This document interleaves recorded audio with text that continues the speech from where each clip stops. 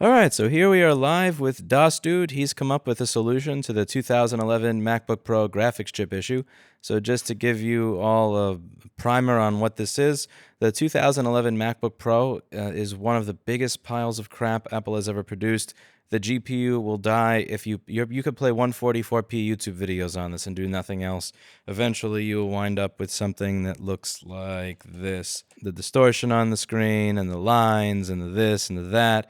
Now, we used to replace the GPU on these, and a lot of people every single day are still asking me about this from this video that I did 5 years ago now, as to why I can't replace the GPU, because I showcased this GPU being replaced and it works, so why can't you do it for mine? It's been very difficult to find these, and there's virtually none of these available anymore in good condition. And the people who say that they've found them in good condition are typically the people who haven't used them yet. So there are some people who've came up with these workarounds where it would disable the dedicated graphics chip and use only the Intel internal. The problem is that there were a lot of issues with these. You know, some of them, if you could reset PRAM and it would stop working. But this guy has finally found a solution to it that seems to actually be a good one. So would you just be able to introduce yourself, how you got involved in this, and how you came up with the solution? Yeah, I'm dosdude1, obviously. So I do have a YouTube channel, and I've done these Mac repairs for a long time. I've always been interested in it. I would just get cheap MacBooks off eBay and try to fix them up, do board repair on them, the usual. And then of course I ran across the 2011 issue. So me being really inept with hardware, I love working with hardware. As you would see if you watch my videos. So I love working with hardware, and of course, like Lewis, I started out, replacing the GPUs on these machines, and with my pretty poor equipment in comparison to Lewis's, um, it was a pain in the ass. Because I had to line it up using a flashlight and a pair of tweezers. I didn't have any fancy fancy X-ray soldering equipment, whatever. I just had a hot air station and a board preheater, and that was it. And that's what I still use, and I actually still do, a lot with that. But anyway, um, the the dedicated GPU bypass. Basically, I went through a few stages to figure this out. First, like anyone would do, I looked at the schematics of the board and analyzed them. So if you look at the board, you'll notice that there's a GMUX IC, which handles the switching between the Intel integrated graphics and the AMD dedicated graphics. And the way this works is it takes two sets of LVDS input lines from the dedicated graphics and the Intel graphics, and then it muxes them out to the display based on the preference of the system. So the first mod I did, like hardware-based mod that I did to solve this issue, was I physically ran a bunch of bodge wires to just completely bypass the chip entirely. And that actually worked pretty well. You got full graphics acceleration, you got permanently got rid of the AMD graphics, didn't even show up in the system. Um, but of course, that mod is pretty ridiculous, and it took like 3 hours to do or something like that when I did it. How many bodge wires Um, are we talking here? Do you have a picture? Permanently disabling the defective GPU. Here we go. Oh yeah, my that's it. Jesus Christ. Okay, That's the wire mod. so what you did in this video is you just said, fuck the mux. We're just sending Just it. take it off and just put the LVDS straight from the integrated graphics into the screen. That's basically what that wire mod does. Yeah, yeah. Okay, so this now I have a couple of questions here. So the main issue that I would have with offering this, besides the fact that the amount of money somebody's going to be willing to pay for this is going to be less than what the actual employee's salary is for the time they put into doing this, at least in my case, because cost of labor is high in New York. This is not going to be the same outside of New York. Is Mm-hmm. what about stability? Because the main issue that I've had is somebody offers this, they have it done, and then they say, oh, it froze or did the same thing as before. Did you ever run into the system saying, hey, I still have a dedicated GPU, why isn't it working, and just flashing a black screen from this, or did that never happen? That never happened Okay. because physically that cannot happen with the wire mod. The most common way to disable the dedicated graphics on these systems, because it's the easiest way, is to set a specific in VRAM variable that tells the system not to use the dedicated graphics. I'm honestly surprised Apple included something like this, but They did, and it works until you reset PRAM. But the problem is, some people tell you to remove a certain resistor on the logic board, R8911, which is the main input to the buck converter that supplies the GPU vCore rail. And the problem is when you do that, the dedicated graphics cannot work anymore at that point. But it It's still physically has the impossible. ability to ask to be worked, does it not? Even if you disable Yes, vCore to the yes, that's GPU. the problem. Yeah, that's what I was wondering. So I see that you're disabling GPU vCore. So you're saying, okay, right side of the brain don't work, but you're not asking the right side of the brain to stop thinking. You have to Yeah, cut off but both. that's the goal of the NVRAM variable. That keeps the Intel graphics enabled. The problem comes when you reset your system PRAM or update your operating system to reinstall those kexts. Immediately, first reboot after an update, it'll wipe that NVRAM variable by itself without you knowing. And then if you disable GPU vCore, you'll have a black screen, no backlight, nothing. Okay, yeah, so my So concern with offering anything like that is, we fix it. 1 week later, they update their operating system, 1-star review saying, yeah, they touch my machine, and now it goes from crashing video to no video. Ah! And, yeah. So I would so, never offer that repair to a customer. I okay, never so have, and I would So this never thing over consider it. here is just pure, straight up hardwired. I don't care Yes. what the system wants to use. You're always using Intel integrated. I guess the second question, this is going to show my ignorance here and hardware entirely, is if you force the machine to always use the Intel, is the Intel always putting out graphics? So I mean, The Intel is always enabled because it's part of the PCH. That is always enabled by so default, okay, and so there's so even if you have the dedicated graphics being used, the Intel graphics is still technically pumping out a signal. It's just not going yes, anywhere. yes, that's Okay, correct. that's cool because I didn't know Yeah, that. So that's a piece of knowledge that's really yeah. interesting. So if you But hardwire it, you don't have to. Now the second thing is if you hardwire. Let's say you do this hardwired mod, right? yep. If the dedicated GPU is running at all, does that have any capability of crashing and then even if it's not what's being used to output a picture, crashing and taking the system down? If you do the hardwired one, or no chance of that at all because there's no mux. Only if you don't do it correctly. Part of the hardware mod is disabling GPU vCore, and if you do that, then you shouldn't have any problems. Okay, so you could technically do this mod improperly by soldering the bodge wires on over here and then not disabling GPU vCore. So your Intel's being used, but your normal GPU is still crashing and destroying your system. I mean, in most cases, the AMD GPU will just get power, it'll run in the background, and it won't do anything. It'll just be creating heat and wasting your battery, basically.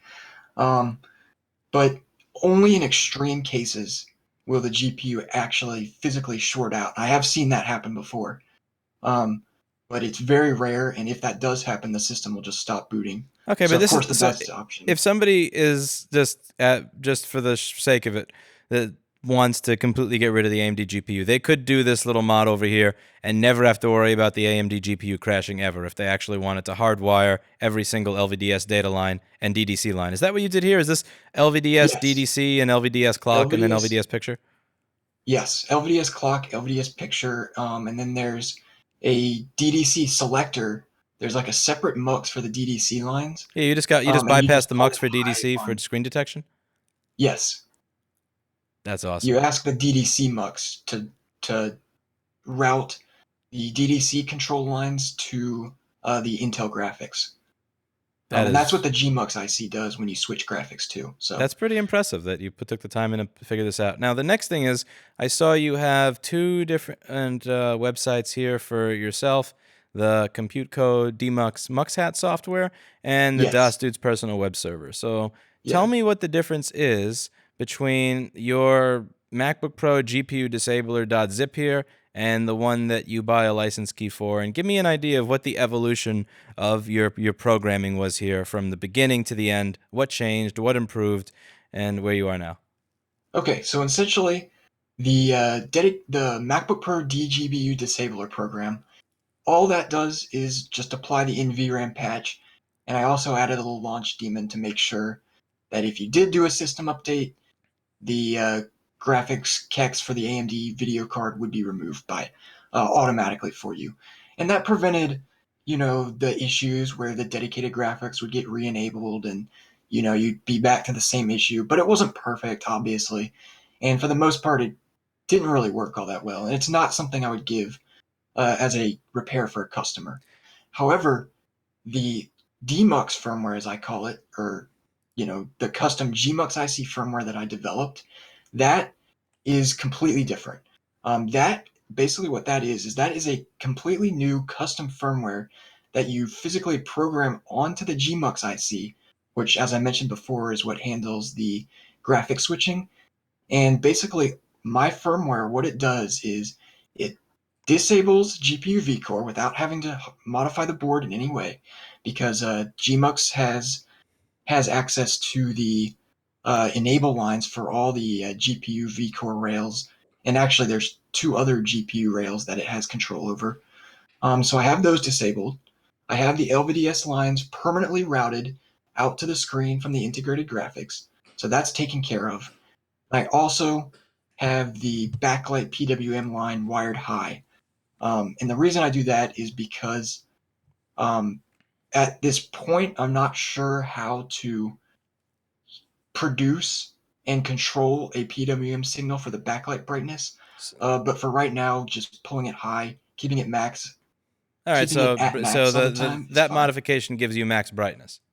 Yes, but so does the wire mod. So it's basically the wire mod, but without the wires. It's because the wires were bypassing the chip. This firmware is reprogramming the chip. Okay, so now tell me what the difficulty is behind getting brightness to work.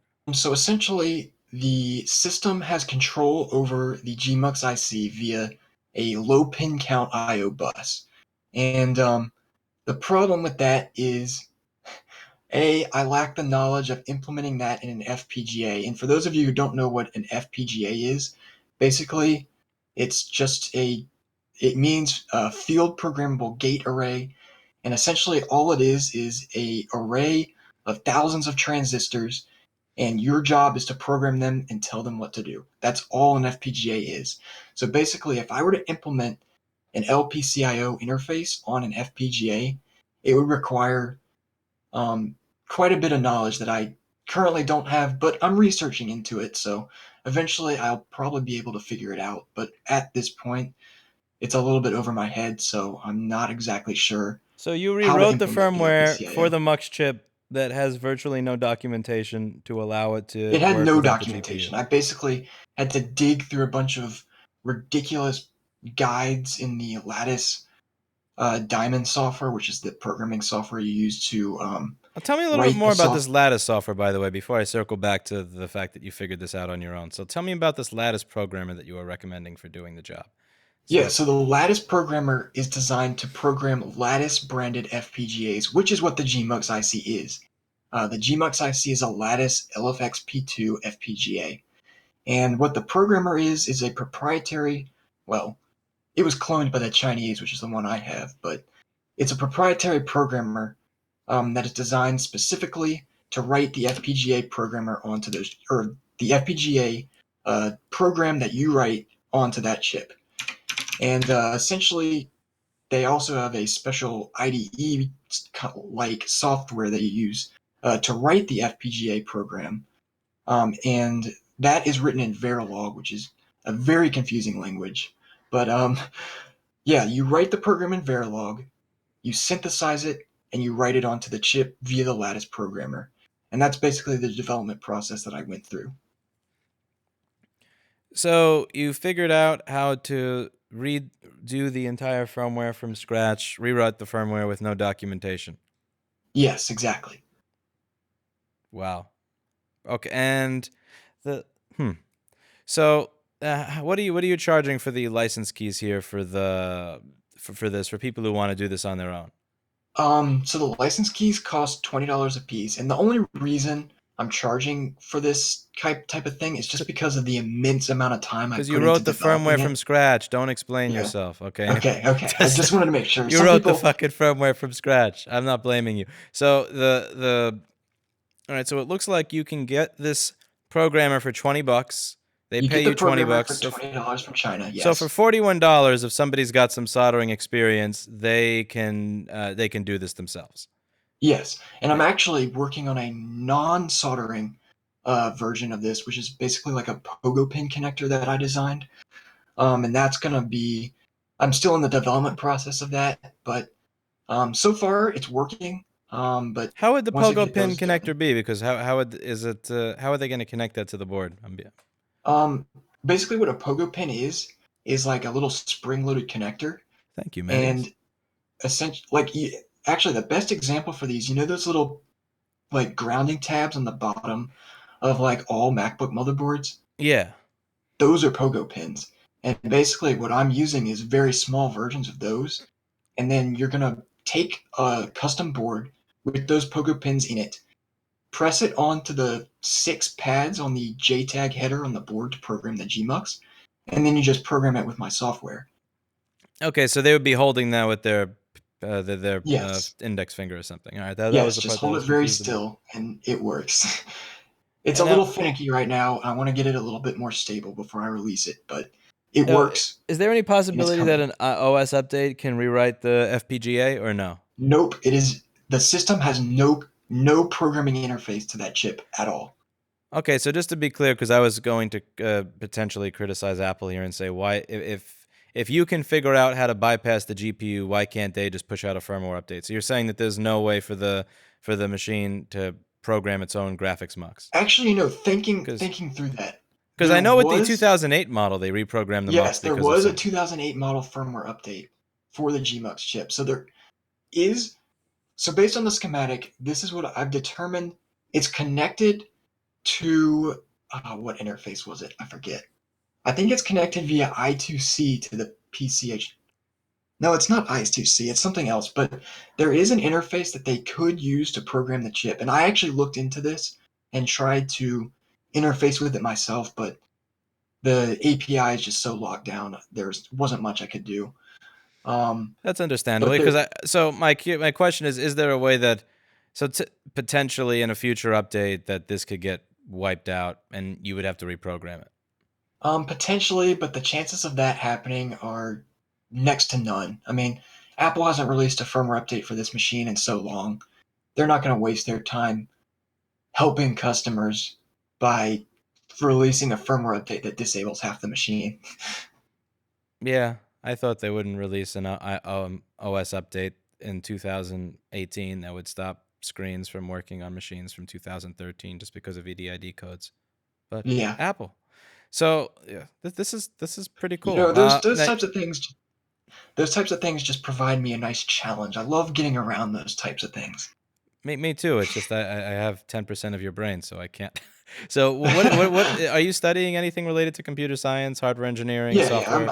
I'm in computer science at a college right now, so that's what I'm studying How for the far most into it are part. you? Next year will be my last year, and then I'll be done. Huh. How old are you? I'm currently 21. 21, and you've already reprogrammed this chip from scratch with your own firmware, not a hack, to do what Apple couldn't do. So, Yes. technically, here's the thing: if they could reprogram that mux, the same way that the 2008 mux was reprogrammed when there was flickering issues, they could get rid of they could help a lot of people that had this GPU issues. I mean, if a 21-year-old student could figure this shit out in their dorm room, there's not much keeping them from just saying, yeah, I know we kind of screwed up and released the machine that keeps failing. Here's a little push to just, allow it to work.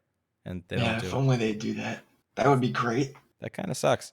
And they Because, have professional FPGA programmers, so they could very well do it. yeah, no, this But backlight PWM stuff that you're not able to figure out, like that's probably, 30 minutes of payroll for them, for their engineering team. yes, And probably. this, yeah, because the boards that they had worked on, you could always tell because they have a black sticker over the serial number on the RAM, and they look Yes. like shit. I mean, I used to think that Uh-huh. when I look back on this, not that I'm any good with BGA, the entire reason I got this fancy X-ray thing is because if you've watched my channel for any length of time, you know I can't solder a chip on straight to save my life. So I still was actually putting them on not straight with this machine, which is something only Really? somebody as stupid as I am could do. But even after this entire process, the bottom of the board, the CPU area would look the same as the GPU area, whereas on the boards that Apple had done, the entire area under the GPU is brown. It just looked like Yeah. something that had been. It just looked like toast that you forgot about while you were in the shower. I know. I've noticed that. Yeah, so even Yes. though they were giving people freebie repairs, I don't know what process they were using, but they must have been trying to run this entire profile in like 3 to 4 minutes in order to Yeah. burn the boards that badly. So it would be To nice give if. them credit, though, if the chip they actually were putting on was actually something that worked, it would probably be fine. But the fact that the AMD chip itself is defective is just, regardless of how good of a soldering job you do, it's just not going to work. So what are the issues with that AMD chip? Why is it defective?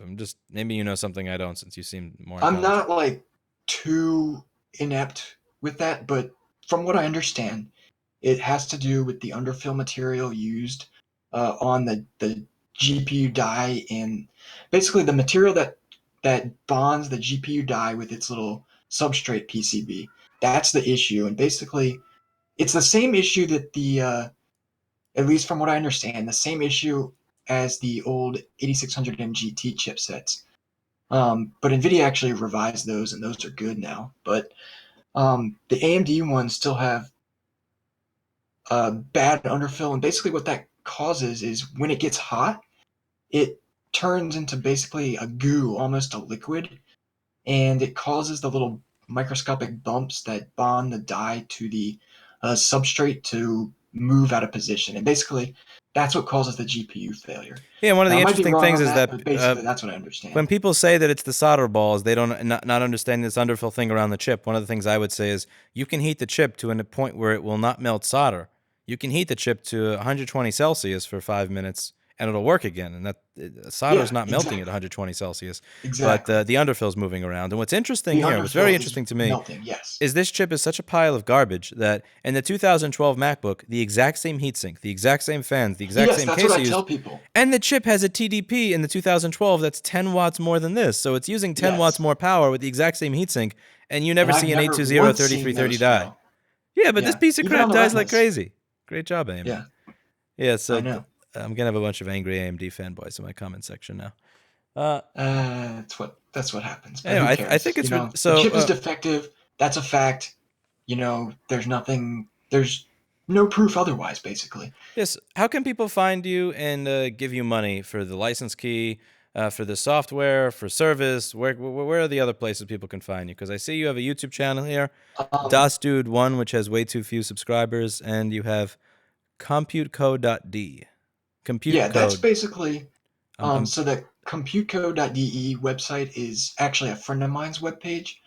And he and I have been, working on these electronics projects at a college. He's a friend of mine, who goes to my college, and he and I have been working on all this stuff. Like, basically, we wrote the entire uh, flashing software that you use for the custom Gmux IC firmware. We, developed that together, and we developed the other boards that we designed together, and that's what that web page is. So that's the stuff we co-designed. The stuff on my web page is stuff that I've done on my own. All right, so there's your channel, dosdude1, and then there's your Mm-hmm. personal website, dosdude.com. dosdude1.com. Yes. And then there's computecode.de slash dmux. Yes. Oh, this is. When did you start working on this, on these things, or become aware of these problems? I've been aware of them for a long time, but it's only recently that I've started to really do stuff about them other than replacing the GPU. Um, so yeah, it's basically, I'd say I've been working on these for probably about a year. With regard to the GPU bypass stuff, probably about a year. Wow, But I have been doing BGA soldering for at least 3 to 4 years at this point. yeah, that's really impressive. Anyway, thank you very much for taking the time to talk. I'm gonna post this Yeah, of up, course. I'm edit this, glad. I appreciate you having me on. post it to the main channel, and hopefully people stop asking me to fix this machine. Uh, Yeah, and people what are you still charging to ask. do the whole job in case somebody actually wants the entire thing done? I don't want to solder stuff and put it on my board and. Yeah, because it won't work. I mean, you replace the chip, it's not going to work. So, But like, if somebody wants you to do all this, like, they don't want to buy a programmer from China, they don't want to solder the wires to their board and yeah. download the software and pray that it works. What do you Yeah, and I charge, all usually included as a service? when people send those in to me, I usually charge around $60. It's not a very long process for me, of course. You just solder some wires on there, flash it, and you're done. So yeah, 50 or $60 is a decent price for something like that, I think. And you're adding, is that free shipping? You're adding shipping on top, I hope. I add shipping on top of Thank it, God. but All right. I accept either just the board itself or the whole machine, I whatever was you want. being protective of your wallet there. I heard potential. All right. So all right. So, and if people wanted to send you the board so that you could do it, how do they contact you? Did they just contact you through this website, an eBay listing, or some other thing? You can contact me through my webpage. I do have my email address on there. You can also, there's an email address on the DMUX webpage, which you can use too. Or you can just message me on YouTube or whatever. Just basically anywhere I am, you can message me. But keep in mind, I'm quite busy, obviously, and I don't have time for a ton of repairs. So if you have questions about, walking yourself through the process, I can definitely help with that. That'll probably be the best option because it'll take me a little while to get to repairs just because of time constraints. What if instead of charging $60 for it, you charged $110 for it, and then had somebody else help you with it? I mean, I could, but I don't have the means to employ another person at this time. But maybe in the future that would be Because like something I I would do. get 15 to 20 people a day calling and emailing about this, like minimum 15 or 20, just nonstop, constantly, and so I imagine the demand is there, The demand is there. That's for sure. but I'm But overflowing in liquid damage. actually my end goal with this is to get repair shops to be able to do this. That's the whole point of the $20 per flash thing. That's just so I can make a little bit off of it.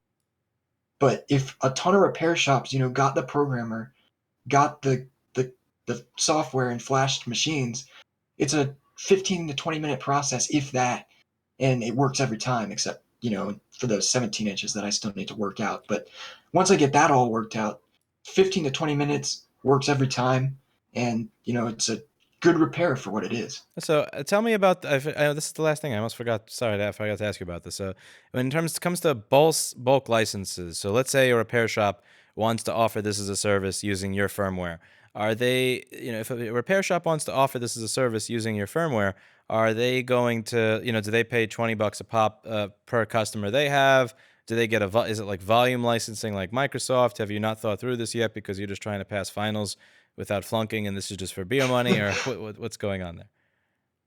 Yeah, we do give discounts, pretty steep ones at that, up to about 45 to 50%, depending on how many you want. And yeah, we haven't thought it through that much, but for the demand we have, um, we can offer up to 45 to 50% if you order like 100 or more or something like that. So Have you put any protection in here to this point? To where if somebody buys one license key that they just can't use it a million times to oh flash over and yes, over that has again? been well thought through. The DRM is very, very strong on this program. So somebody can't just like buy one and just use it willy-nilly. No, it's actually locked down to the point where if you use it on one machine, you can't even enter the key on another. Okay, so your model to make money off of this would not necessarily be I'm gonna fix them and hire some jackass to solder these in my next to me in my dorm room. It's I want to get other repair shops doing this so that every time they get a customer for this, I get $5 or $10. Yes, exactly. Okay. So that's just so I'll continue development of it, of course, and make it better. I'll always have more updates for it, and it'll only get better. And I think just a few bucks here and there for each repair is decent, and is something that isn't too much, because this is my first time offering something that's paid. Usually, actually, up to this point, every piece of software I've ever released has been just free. You can do whatever you want with it. So it's a new experience, but I think it's worth it just because of the amount of time I spent on this. Yeah, This it's program. one thing when you're messing around trying to figure something out. It's another when you're trying to reverse engineer firmware with zero documentation and zero help from anybody. Yeah. It's a different level of engagement, or a different amount of effort that you have to put in it. Yeah, So exactly. okay, now what are you doing to advertise this so that the tens of thousands of repair shops that are getting bombarded with this know you exist? Because I didn't know you Um, existed until about 20 minutes ago, and that's fucked up in terms of being able to market this. oh, really? Yeah, I've actually been in your Discord for quite a while, but um, basically the only place that I usually advertise this type of stuff is on my YouTube channel, which I have one video about it. Um, and then I'm in like various Apple groups around, like on Facebook and whatnot, which of course doesn't get that many people wanting to do this type of stuff, but it has actually been a decent amount for my time constraints at least. But at some point, when I'm done with school, I'll have plenty of time, and then I'll probably advertise more and open it up to more outlets. Yeah, because I mean, stuff like this, or even people like you who have your brain, are going to be required when it comes to figuring out things in terms of SMC reprogramming, or even any of this T2 chip nonsense that's coming up ahead. I envision a world where I have to read programming from the old screen and program the new screen so it thinks it's the old screen if I just want to do a screen repair. And Yeah. so that we need to have more people with a brain actively involved in figuring this stuff out. And I'm definitely not one of those. That's it for today, and everybody watching, do check out dosdude1 on YouTube.